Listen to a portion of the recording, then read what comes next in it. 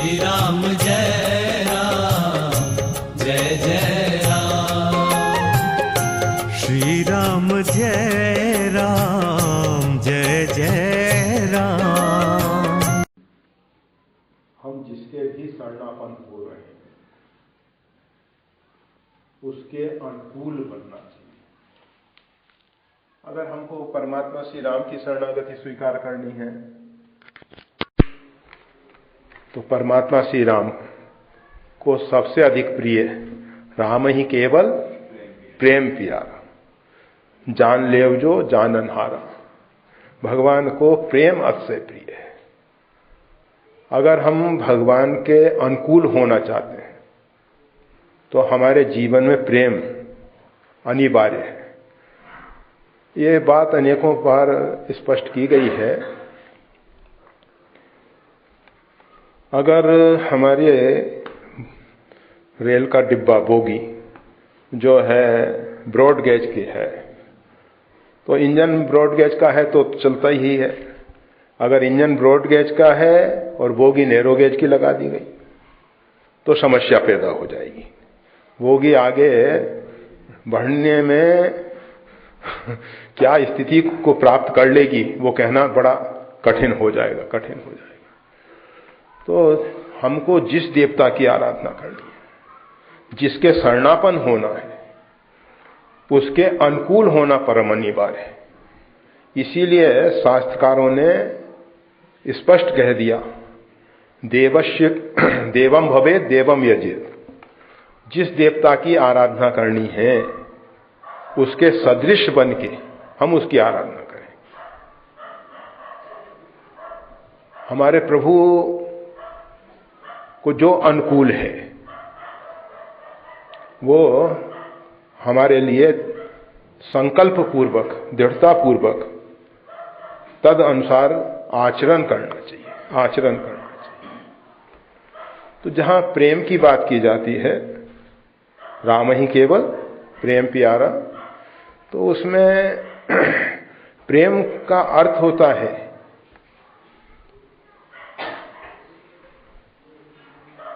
प्रेमास्पद की प्रसन्नता में अथवा प्रेमास्पद की प्रसन्नता के लिए हम कितना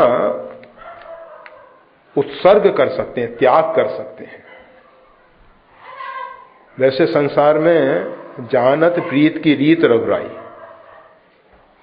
प्रेम के रहस्य को केवल परमात्मा ही जानते हैं। नीत प्रीत परमारथ स्वार्थ को न राम सम जान यथारथ। ये एक स्पष्ट सिद्धांत है परमात्मा श्री राम के समान। नीति और प्रीति, भगवान श्री राम नीति के भी विशेष मर्मज्ञ हैं और प्रीति के भी।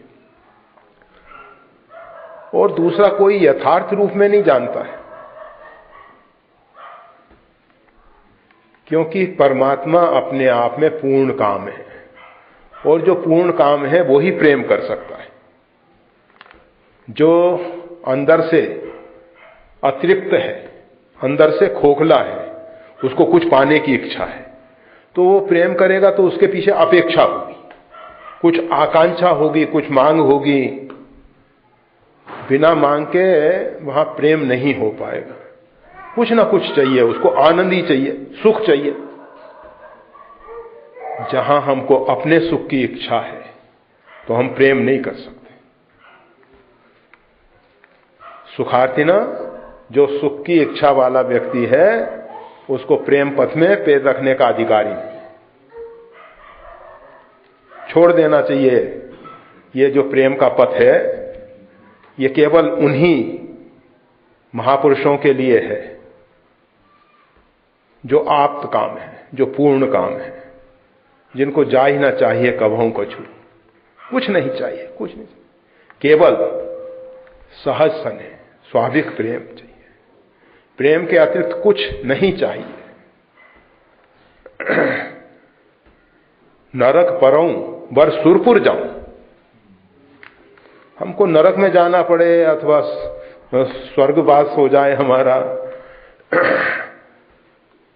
जो भी हो, परंतु प्रेम के लिए हम सब कुछ मूल्य चुकाने को तैयार हैं, सब कुछ मूल्य चुकाने को तैयार हैं। जरऊ सो संपत्ति सदन सो, मात पितु गुरु भाई सब, जो भी परमात्मा के प्रति प्रेम में सहयोगी नहीं होते वो सब जरऊ, जल जाए। तो इस प्रकार से हमको प्रेम के लिए बहुत कुछ उत्सर्ग करना होगा, और जब तक हम उसके लिए तैयार नहीं है, वैसे तो अनेकों बार इस बात को स्पष्ट कर दिया गया, प्रेम न बाड़ी उपजे, प्रेम न हाट बिकाए, राजा प्रजा जो रुचे, शीश दिए ले। हमको सिर देना पड़ता है, और ये सिर क्या है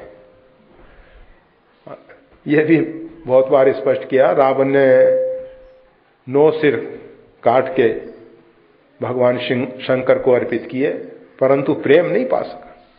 अगर इस सिर के त्याग करने से, इस सिर को परमात्मा के लिए समर्पित करने से प्रेम मिल जाता तो सस्ता हो जाता, परंतु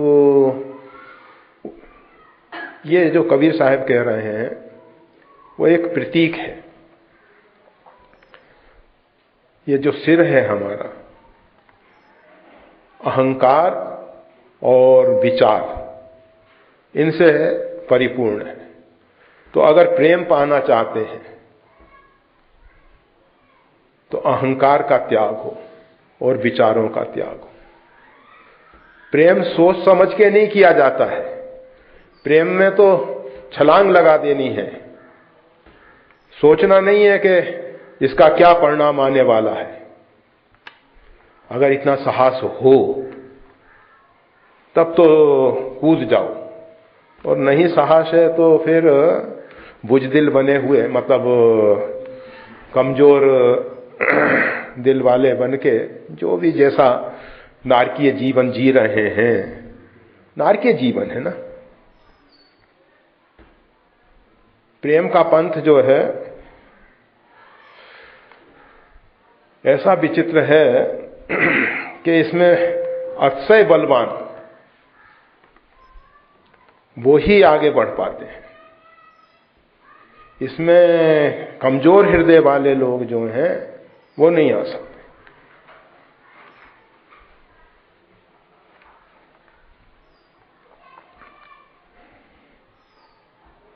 प्रेम नदिया की सदा उल्टी भय धार। ये प्रेम रूपी जो सरिता है, साधारण रूप में हमारी जो नदियां हैं ऊपर से नीचे की ओर बहती हैं, परंतु जो प्रेम की सरिता है ये हमेशा नीचे से ऊपर की ओर जाती है। जहां गंगा उत्तर वाहिनी होती है, अर्थात उत्तर से गंगा का उद्गम है, और पुनः उत्तर की तरफ बढ़ने लग जाए, उसको हम सब ने वैसे पवित्र क्षेत्र काशी माना है। तो प्रेम की धार जो है सदैव उद्गम की तरफ दौड़ती है, जहां से इसका प्राकट्य है उस तरफ बढ़ती है।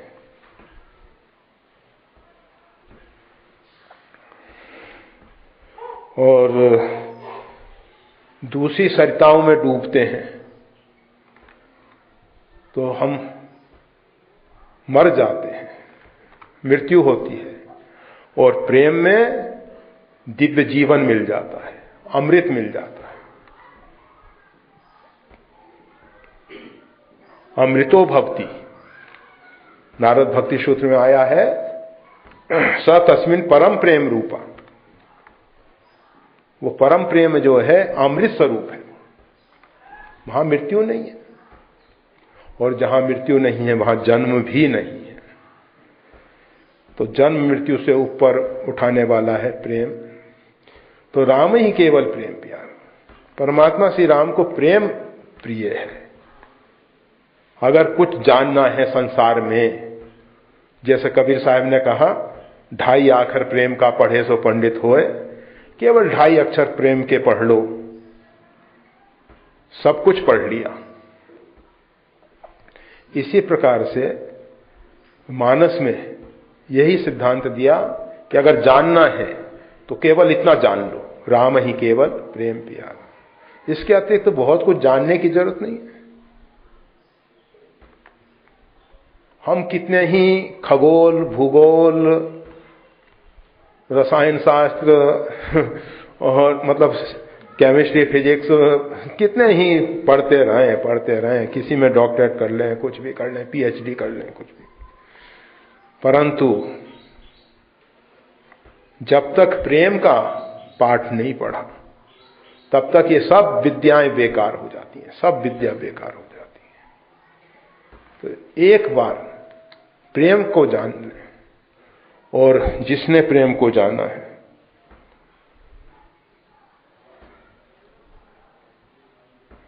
वैसे कहते हैं जिस प्रकार से गूंगा जो है मधुर पदार्थ खाके, गुड़ इत्यादि खाके बहुत मुस्कुरा रहा है, वो व्यक्त नहीं कर पा रहा है कि इसका रस कैसा है, क्योंकि मूक है, गूंगा है, बोलने की उसमें सामर्थ्य नहीं है। इसी प्रकार से जिसने इस प्रेम रस को चखा है, वैसे एक बार क्या हुआ, एक संत से हमने कहा महात्मा जो हैं नमक को तो कहते हैं राम रस, तो मिर्ची को क्या कहते हैं? तो उन्होंने कहा प्रेम रस। हमने कहा वो कैसे? कहेंगे मिर्ची खाने से नेत्रों से पानी आ जाता। प्रेम रस, प्रेम जो है दोनों प्रकार के अश्रुपात करता है। एक तो अपनी ग्लानि के लिए कि हमने अभी तक अपने आप को बर्बाद किया है, इस प्रकार की ग्लानि। जही तन दियो ताही बिसरायो, ऐसो नमक हरामी। जिस परमात्मा ने हमको कृपा करके ये मानव शरीर दिया था उसको हम भूल गए। हम कितने बड़े कृतज्ञ हैं, हमारे जैसा कृतज्ञ कोई संसार में नहीं होगा। आप जानते हैं गंगा के किनारे कभी कभी कोई कोई शव आके लग जाता है, जबकि गंगा में मछली इत्यादि जो सड़े गले मांस को भी खा जाती है, कैसा ही शव वो खा जाते हैं, और भी बहुत से जलचर खा जाते हैं, और फिर गीध इत्यादि खा जाते हैं, श्रृंगार मतलब शियाल वो भी खा जाता है। परंतु बहुत से शव ऐसे होते हैं कि जो गंगा के किनारे आके लग जाते हैं, कोई नहीं खाता उनको। तो हमारे ऋषियों ने, तत्वदर्शी ऋषि महर्षियों ने अनुसंधान किया और पाया कृतज्ञ व्यक्ति का मांस, सड़ा गला मांस भी, या सड़े गले मांस खाने वाले जीव जंतु नहीं खाते, इतना उसकी मिट्टी अपवित्र हो जाती है। जैसे भक्ति करने से, प्रेम करने से ये मिट्टी इतनी पवित्र हो जाती है, गोपी चंदन बन जाता है। गोपिकाओं की मृतिका, गोपी मृतिका चंदन बन गया। शिरोधार्य करते हैं संत महापुरुष। और अगर कोई व्यक्ति कृतज्ञ है तो उसकी मिट्टी, उसका शरीर इतना अपवित्र होता है कि ये सड़े गले मांस खाने वाले गीध, श्याल इत्यादि भी नहीं खाते। ऐसो नमक हरामी, जेहि तन दियो ताहि बिसाई। मौसम कौन कुटिल खलकामी, भर भर उदर विषय को धावत, जैसे सूकर ग्रामी। हरिजन छाड़ हरि विमुखन की, निस्दिन करत गुलामी। सूर पतित को ठोर कहाँ है, तुम बिन श्रीपति स्वामी। तो प्रेम, राम ही प्रेम, राम जी को प्रेम प्यारा है। तो प्रेम के मार्ग पे आगे बढ़ने के लिए विचार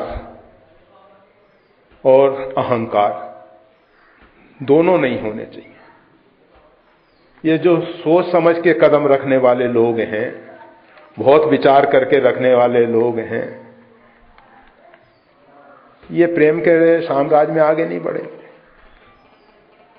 रामकृष्ण परमहंस हमेशा कहा करते थे, मां इस बुद्धि को ले ले, ये बुद्धि से जितना विचार करते हैं हम, उतना परमात्मा से दूर हो जाए। हां, शुद्ध परिष्कृत जो प्रज्ञा है वो हमको सहयोगी हो सकती है, परंतु हमारी ये जो बुद्धि है ये तो हमको परमात्मा के रास्ते से हटाने वाली है। क्या मिलेगा? हम हर एक वस्तु में सोचते हैं कि ये करने से ये लाभ होता है, ये करने से ये लाभ होता है, ये करने से। जो मैं ऐसा जानती, प्रेम किए दुख होए, नगर ढिंडोरा पीटती, प्रेम ना करियो। अगर विचार करोगे तो पाओगे कि प्रेम किए दुख हो।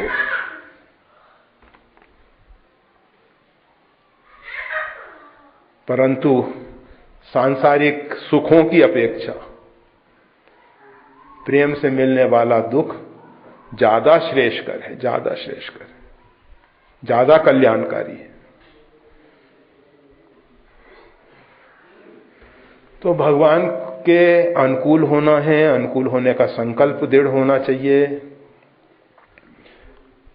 राम जी के जो दिव्य गुण हैं, क्षमा, दया, मैत्री, करुणा, ये सब हमारे अंदर आने चाहिए। ये अनुकूल बनने के लिए आवश्यक है, परमात्मा के अनुकूल बनने के लिए। परमात्मा जो है श्री राम, अपने किए हुए, अपने प्रति किए हुए अपराधों को नहीं देखते, और हम देखते हैं कि हमारे प्रति कोई ने अपराध किया तो हमको बहुत तकलीफ होती है। दूसरों के प्रति लोग कितनी अपराध करते रहें, हमको कोई तकलीफ नहीं होती, परंतु हमारे प्रति कोई अपराध कर दे, अथवा हमारा जो सीमित दायरा है, एक दायरे में हम जो अपने आप को आबद्ध कर रखे हैं, बांध रखे हैं, उसके प्रति कोई अपराध कर दे तो हम क्रोधित होते हैं।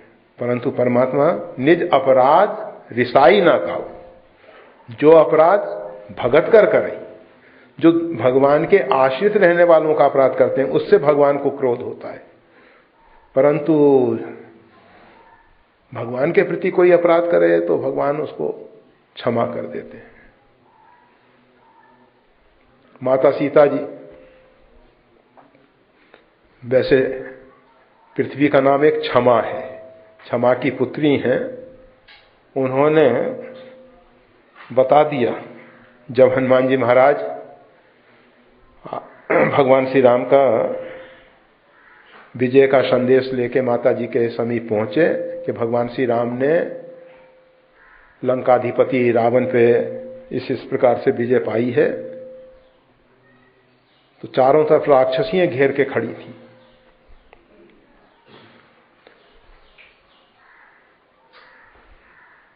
हनुमान जी ने कहा कि मां, अगर आपकी आज्ञा हो तो मैं इनको थोड़ा सा, इन्होंने आपको बहुत कष्ट दिया है, बहुत कष्ट दिया।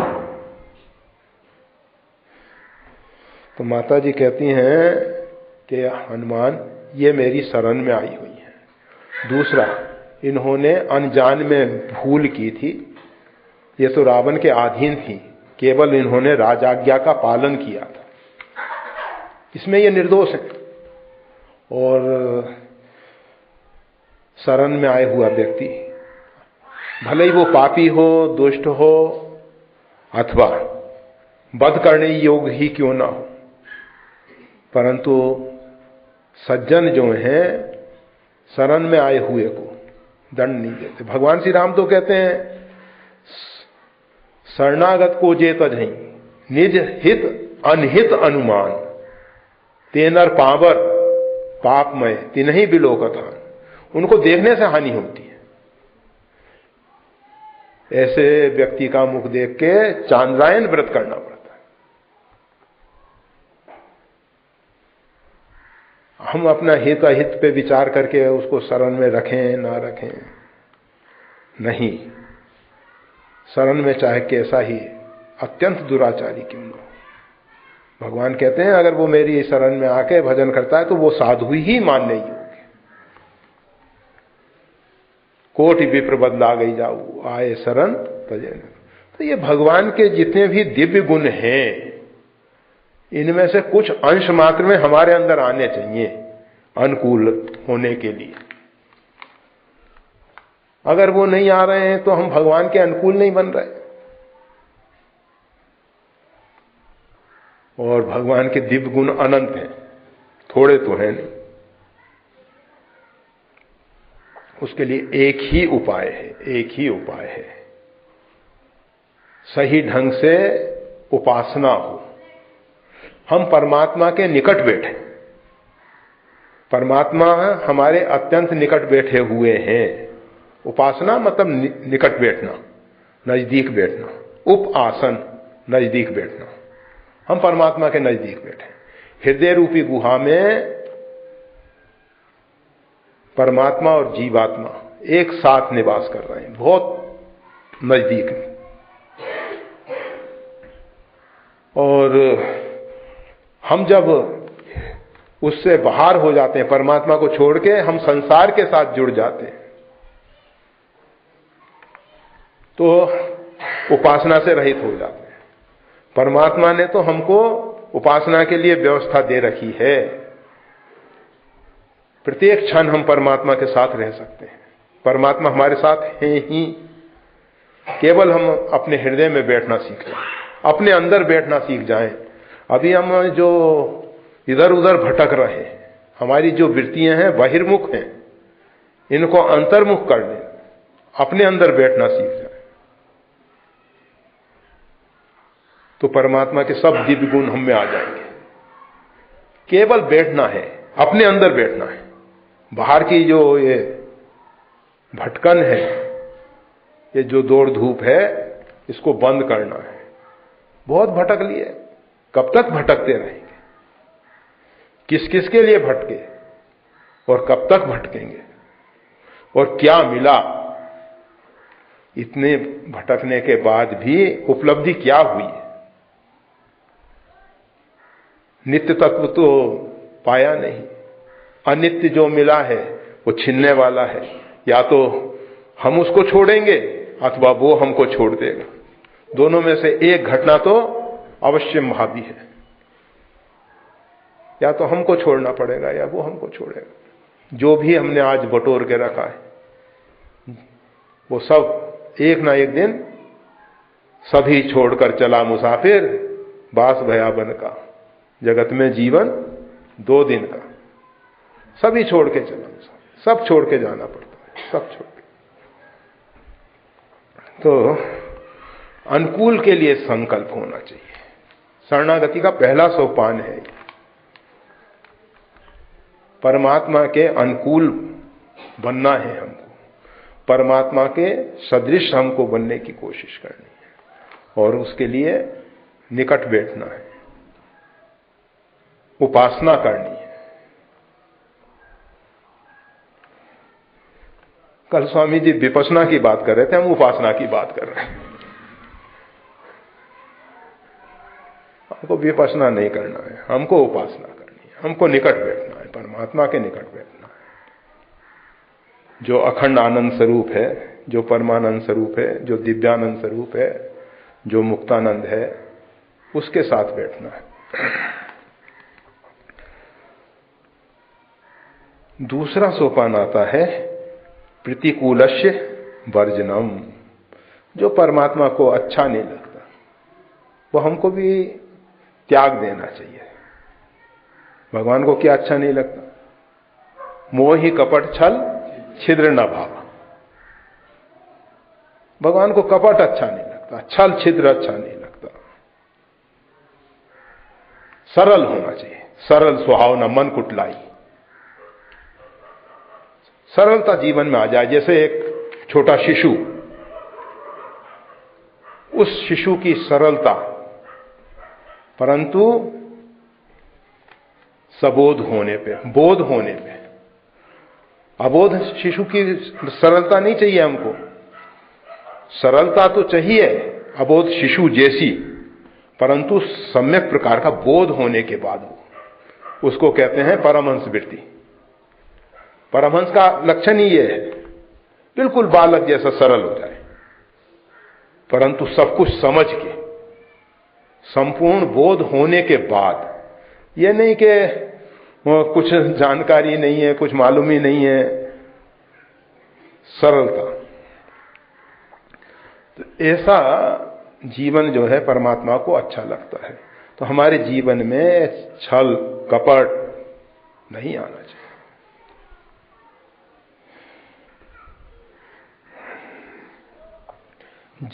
जैसे हैं हम पापी हैं तो ठीक है, पापी हैं, दुष्ट हैं तो दुष्ट हैं, जो हैं जैसे हैं। हम क्या करते हैं, अपनी छवि को साफ सुथरी रखने के लिए जब कभी हम कोई वार्ता करेंगे तो उसमें हम अपनी छवि को निखारने की कोशिश करेंगे, अपने आप को श्रेष्ठ, अपने आप को सही बताने की कोशिश करेंगे। हम अंदर से जानते हैं कि हमने भूल की है, हमसे अपराध हुआ है, फिर भी हम ऐसी दलीलें ला के देते हैं, मजबूरी थी, समस्याएं थी, प्रारब्ध था, कलिकाल का प्रभाव था, इसलिए ऐसा हो गया। दूसरी दलील, फिर सारा संसार तो इस रास्ते पे चल रहा है, सब तो कर रहे हैं, हमने किया तो क्या किया। ये सब छल कपट की कोई जरूरत नहीं है। हम जैसे हैं, पापी हैं, ठीक है, स्वीकार है। भगवान ये नहीं कहते कि मेरे को दरबार में पापी नहीं आ सकते। अत्यंत दुराचारी व्यक्ति भगवान के दरबार में आने का अधिकारी है, परंतु छल कपट नहीं। ऊपर से तमेव माता च पिता तमेव, तमेव बंधुश्च सखा तमेव, तमेव विद्या द्रविणम तमेव। सब कुछ परमात्मा आप ही हो, और भटक किसके लिए रहे? चाहे कर्तव्य के नाम पे हो, चाहे कुछ भी हो, जैसा भी हो, तो परमात्मा को छल कपट अच्छा नहीं लगता।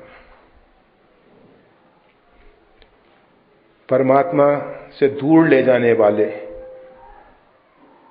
काम क्रोध मद लोभ सब नाथ नरक के पंथ। हम नरक के पंथ पे चलें आगे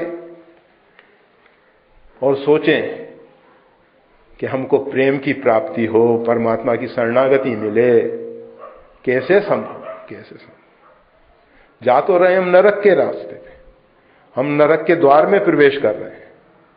त्रिविधम नरकस्य द्वारम इदम। और दावा कर रहे हैं कि हम भगवान के शरणापन हैं। तो प्रतिकूलस्य वर्जनम, 2 सूत्र दिए हैं, और भी इसमें 4 सूत्र और हैं। रक्षिष्यति विश्वासु,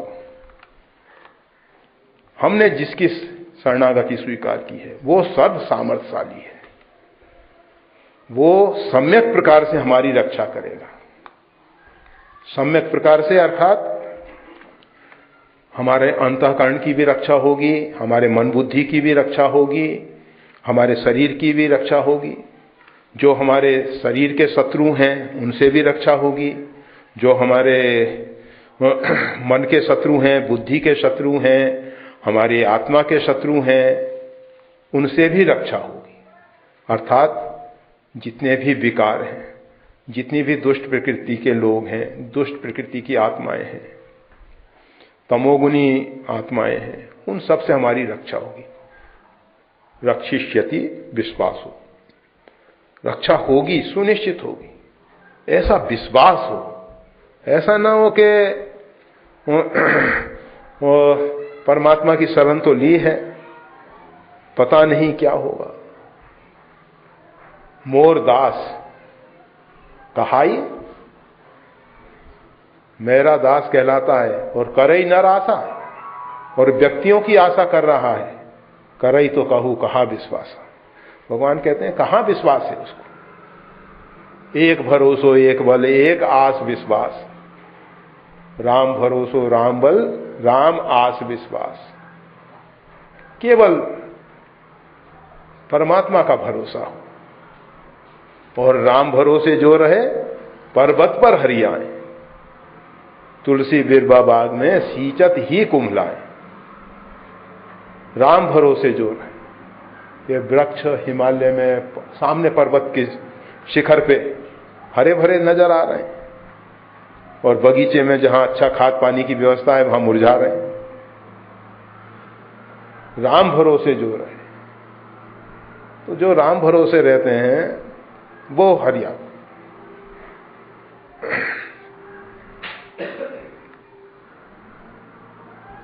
गोपित्व वर्णम तथा, चौथा सूत्र। ये जो परमात्मा को वरण किया है, इसको गोपित्व, इसको छिपाना चाहिए। ये नहीं कि दिखाना है हम परमात्मा के शरण में हैं, हम परमात्मा के हैं। एक ऐसा आप देखेंगे, जिस समय भरत जी भगवान श्री राम के पास चित्रकूट में जा रहे थे, उस समय जब माताओं ने देखा कि भरत जी जो हैं पैदल चल रहे हैं और बिना पत्रान के चल रहे हैं, तो उन्होंने अपनी पालकी रोक के भरत जी से कहा कि सारा मार्ग जो है इस प्रकार से चलने योग्य नहीं है। माता की आज्ञा पालन करते हुए भरत जी को रथ में बैठना पड़ा, रथ में बैठना पड़ा। दूसरे दिन की यात्रा में भरत जी ने सबका साथ छोड़ दिया। किसी को मालूम ही नहीं पड़ा कि भरत जी कब और कहां और कैसे चले। जब शाम को मुकाम पे पहुंचे तब मालूम पड़ा भरत पयादही, मतलब भरत जी जो है पैदल आए, और भरत जी के पांव में छाले दिखाई। तो ये साधना छिपाने की वस्तु है। जोग जुक्ति तप मंत्र प्रभाव फलई तबहि जब करिए दुराऊ। ये जोग जुक्ति जप तप छिपाने की चीजें हैं, प्रदर्शन करने की चीजें नहीं है, ये दिखाने की चीजें नहीं है। समाज क्या कहेगा नहीं, हमारी आत्मा क्या कहेगी, परमात्मा क्या कहेंगे। हीरा पायो गांठ घटायो ताको बार बार क्यों खोले। ये दिव्य रत्न है शरणागति का, परंतु गोपित्व वर्णम तथा, हमने परमात्मा को वरण किया है, स्वीकार किया है। ये छिपाने की वस्तु है। और दो सूत्र और हैं। आत्मनिक्षेप, अपने आप को परमात्मा के चरणों में डाल देना, भूतल परे लकुट की ना। आत्मनिक्षेप,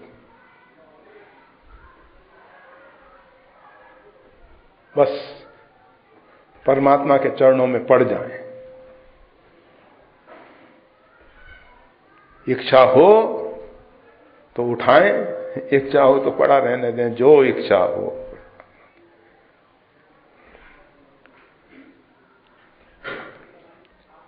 और कार्पण्य, खड्विदा शरणागति, ये 6 प्रकार से शरणागति है। कार्पण्य, दीनता होनी चाहिए, नम्रता होनी चाहिए, शालीनता होनी चाहिए, झुकने की कला आनी चाहिए। इतना हम झुक जाएं, इतने झुक जाएं कि परमात्मा की चरण धूलि से भी नीचे चले। सिर भर जाऊं उचित असमोरा, सप्ते सेवक धर्म कठोरा। सिर भर जाऊं उचित असमोरा। परमात्मा के चरण जहां पड़े हैं, हमारे आराध्य के जहां चरण पड़े हैं, वहां अगर हमारे चरण पड़ गए तो इससे बड़ा अपराध क्या होगा? नहीं, हमको तो सिर के बल चलना चाहिए। इसीलिए भरत जी ने पृथ्वी में साधना का स्थान बनाया, पृथ्वी में खनन करके, खोद करके, कि प्रभु अगर हमारे पृथ्वी पे, भूमि पे निवास करते हैं तो हमको उनसे नीचे भूमि में रहना चाहिए। ठाकुर जी का मंदिर ऊपर है तो हमको बेसमेंट में रहना चाहिए।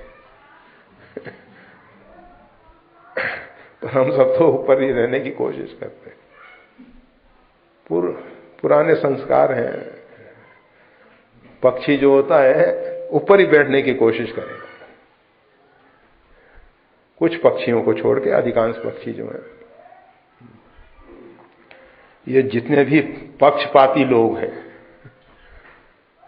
पक्षी पंखयुक्त, पक्षयुक्त, ये ऊपर ही बैठना चाहते हैं, उनका अहंकार स्वीकार नहीं करता। तो कार्पण्य, अर्जुन ने कहा कार्पण्य दोषो हत स्वभाव। कार्पण्यता, दीनता, यही दीन प्यारे वेद पुकारे, द्रवंसो श्री भगवान। भगवान को दीन प्रिय है, भगवान दीन बंधु हैं। परंतु दीनता का मतलब अर्थाभाव नहीं है, अहंकार का अभाव है, अभिमान का अभाव है। इस प्रकार से दीनता आए, इस प्रकार से कार्पण्यता आए।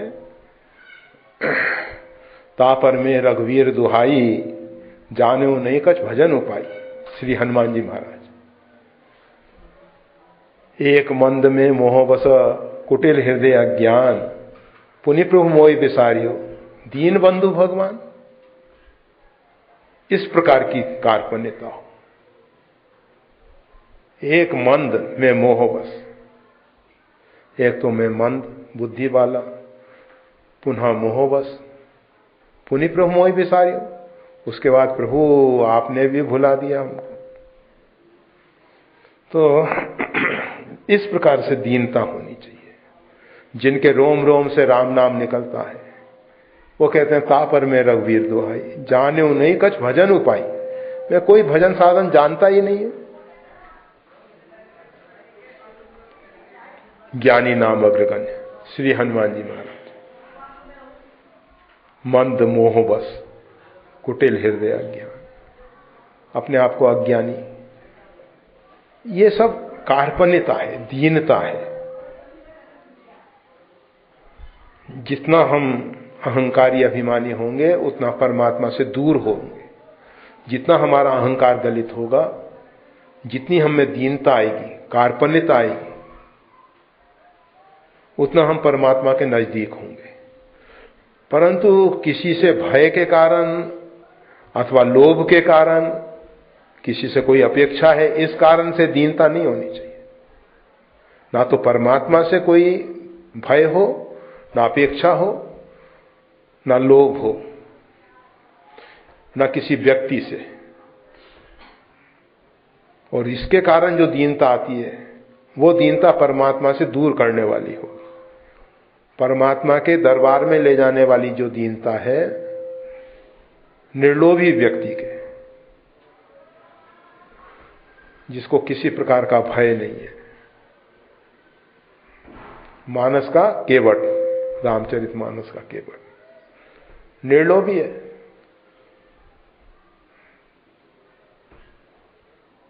और निर्भय भी है। बर लखन मारहि तीर, लक्ष्मण जी भले ही बाण का प्रयोग करें, कोई भय नहीं उसको। दशरथ शपथ सांची कहूं, महाराज दशरथ की शपथ करके वो कह देता है। तो इस प्रकार से मतलब निर्लोभ और निर्भय होके फिर दीनता हो अपने अंदर। ये 6 प्रकार से शरणागति होती है। खड्विदा शरणागति 6 प्रकार की शरणागति है। और सब प्रकार से परमात्मा के शरणापन होने पर ही हम ऐसा कह सकेंगे कि हम प्रभु की शरण में हैं। नहीं तो अर्जुन भी कहता था, शिष्यस्ते हम साधि माम त्वाम प्रपन्नम, मैं आपका शिष्य हूं, मैं आपकी प्रपत्ति स्वीकार करा। फिर भी भगवान ने कहा सर्वधर्मान परित्यज्य मामेकम शरणम व्रज। क्योंकि 6 प्रकार से जब तक शरणागति नहीं होती है तब तक शरणागति नहीं है। कह देने मात्र से नहीं कि हम प्रभु आपके हैं, अंदर से 6 प्रकार से अनुकूल बनने में ही सब कुछ हो जाएगा। सबसे बड़ी समस्या तो अनुकूल ही नहीं बन पाते। भगवान कृपा करें, मिला ही जो संत हो ही अनुकूला। कोई ऐसे भगवान के प्रेमी संत मिल जाएं जो स्वयं परमात्मा के अनुकूल हों और हमको परमात्मा के अनुकूल बना दे, हमको अनुकूल बना दे।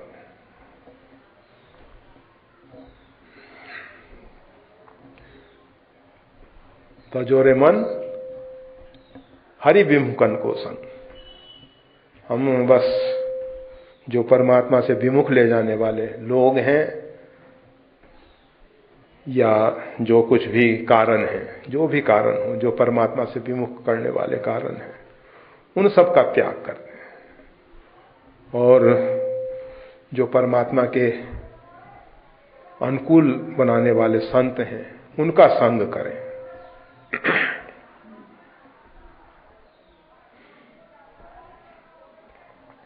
जय श्री राम।